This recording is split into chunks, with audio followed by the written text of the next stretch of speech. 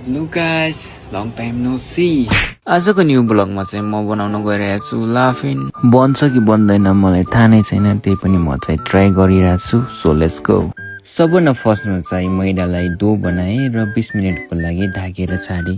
20 minute पुरा भयो। मैदा नरम भएपछि मैदामा चाहिँ मैले पानी एड गरेँ र पानी एड गरेर त्यसलाई मुस्न थालेँ स्टार्च छुटाउनको लागि। हाम्रो लाफिनको लागि मेन इन्ग्रेडियन्ट्स भनेकै मैदाको स्टार्च नै हो, त्यही भएर स्टार्चलाई छुटाउँदैछु मैले चाहिँ। अलिकति स्टार्च निस्केपछि यसलाई चाहिँ छान्नीमा राखेर छाने अर्को भाँडामा। यस्तै गरी मैले 3 पटक धोएँ र त्यो स्टार्चलाई 4 घण्टाको लागि रेस्ट गर्न छाडिदिएँ। अनि मैदाको ग्लुटोनलाई अलग पारेर अलिकति इस्ट मिसाएर यसलाई राम्रोसँग मिक्स गरेँ। यो ग्लुटोन चाहिँ अलि पाक्न टाइम लाग्छ, त्यही भएर स्टिमरमा स्टिम गर्न छाडेँ। अब त्यतिखेरसम्म चाहिँ लाफिनको सस बनाऊँ है। लाफिनको चिल्ली ओइल बनाउन चाहिँ अलिकति तेल, अलिकति सोया सस र धुलो पाउडर, अनि फेरि टिमुरको धुलो र अलिकति लसुनको पेस्ट राख्नुपर्छ।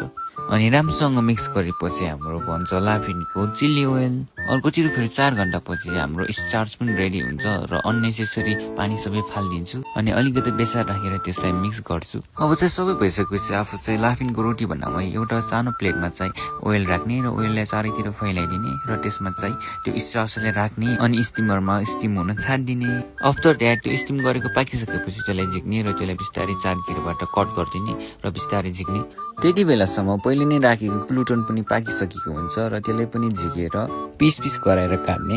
फाइनली अब सबै इन्ग्रेडियन्ट्सहरू सबै सामानहरू रेडी भइसकेपछि अब लाफिनलाई रेडी बनाउने त। अब लाफिनको रोटी लिने र त्यसको माथि चाहिँ चिल्ली ओइललाई चारैतिर फैलाइदिने र चाउचाउलाई राख्ने र काटेर राखेको ग्लुटोनलाई पनि राखिदिने र त्यसको अलिकति स्वादको लागि चाहिँ बदामलाई पनि राखिदिने माथिमा। अब सबै कुरा एड गरिसकेपछि यसलाई रोल गरौँ अनि सानो सानो पिसमा चाहिँ कट गरौँ है। अब सबै कुरा गरिसकेपछि यसलाई प्लेटमा राखेँ मैले। अब सबै कुरो रेडी भइसक्यो। अब यसलाई टेस्ट गरौँ। यो चाहिँ मिठो भएको थियो। एभ्रिथिङ सो के मलाई भाँडामा लास्ट लाग्छ। And by.